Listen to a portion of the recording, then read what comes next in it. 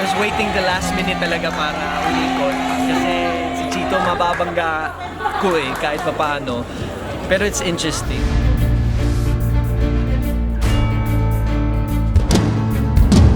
I was just thinking kasi kung sino-sino na yung mga members na kasama ko sa team ko.